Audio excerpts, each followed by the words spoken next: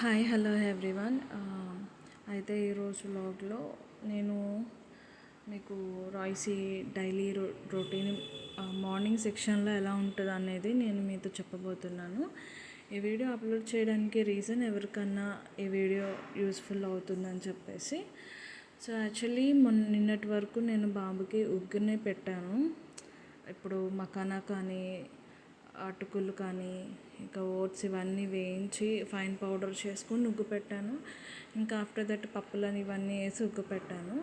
But అది వాడికి ఏంటంటే ఫుడ్ బాడీకి సెట్ అవుతుందా లేదా అని చెప్పేసి నేను టెస్ట్ చేసుకోవడానికి, అది వాళ్ళకి సాఫ్ట్గా వెళ్ళడానికి మనం ఉగ్గు అనేది పెడతాం కదా. సో నేను ఇంక అట్లాగే బాబుకి ఉగ్గు పెట్టాను. ఇంక ఉగ్గు తర్వాత కొంచెం మ్యాష్డ్ రైస్లోకి బాబుని ఇంట్రడ్యూస్ చేస్తే ఎలా ఉంటుందా అని చెప్పేసి ట్రై చేస్తున్నా. But not bad. సో అది ఎలా ఉంటుంది అనేది నేను డైలీ వీడియోస్లో నేను అప్లోడ్ చేస్తాను.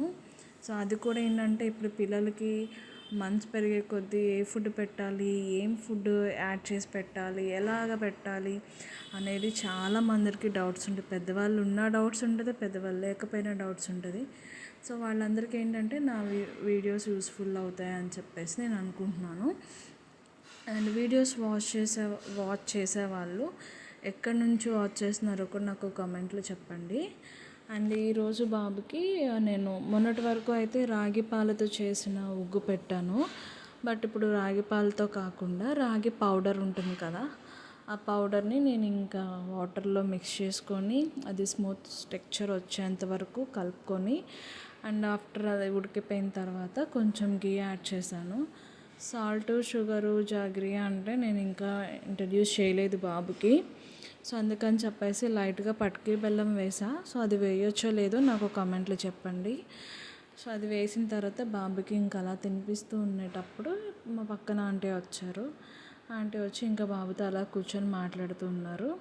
ఇంకా అలా మాట్లాడుతున్నప్పుడు ఏంటంటే ఆంటీ వాళ్ళని కానీ ఇంకెవరిని చూసినా బాబు ఎత్తుకోమని చెప్పేసి వెళ్ళిపోతూ ఉంటాడు. అంత క్లోజ్ అనమాట.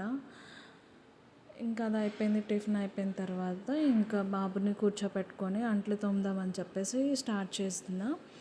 మళ్ళీ ఈలోపు ఏంటంటే వాడికి ఎప్పుడు ఉగ్గు స్టార్ట్ చేసిన దగ్గర నుంచి బ్రేక్ఫాస్ట్ అయిందంటే మాత్రం కంపల్సరిగా స్లీప్కి రెడీ అయిపోతాడు, అస్సలు ఆగలేడు.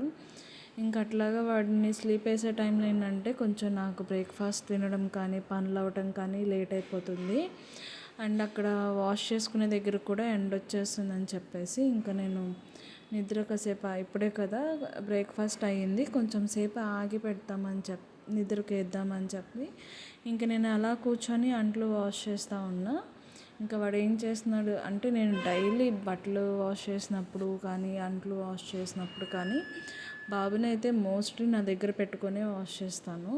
వాడు కూర్చునే సెట్ అయినాడు కాబట్టి నా దగ్గర అలా కూర్చోపెట్టుకొని వాష్ చేస్తాను. నార్మల్గా అయితే వాడిని అలా కూర్చోపెట్టుకొని వాష్ చేయను నేను. సో ఇంకా మామూలుగా అయితే ఇంకా అంట్లు బట్టలు ఉతికేటప్పుడు నా దగ్గర కూర్చోపెట్టుకుంటాను. వాడు అవి చూస్తూ ఉంటాడు. అది చూస్తూ అయిపోయిన తర్వాత ఇంకా మధ్య మధ్యలో నాకు పనులు పెడుతూ ఉంటాడు అనమాట. అంట్లు అవన్నీ మొత్తం తీసి పడేస్తున్నాడు. అప్పటికే చాలాసార్లు పడేసాడు. సో ఆ ఫన్నీ థింగ్స్ మీతో కూడా చూపించాలని చెప్పేసి నేను వీడియో షూట్ చేస్తున్నా. నేను పెడుతున్నాను, వాడు పడేస్తున్నాడు, నేను పెడుతున్నా, వాడు పడేస్తున్నాడు. ఇంకా అలా చేస్తూ ఉన్నాడు.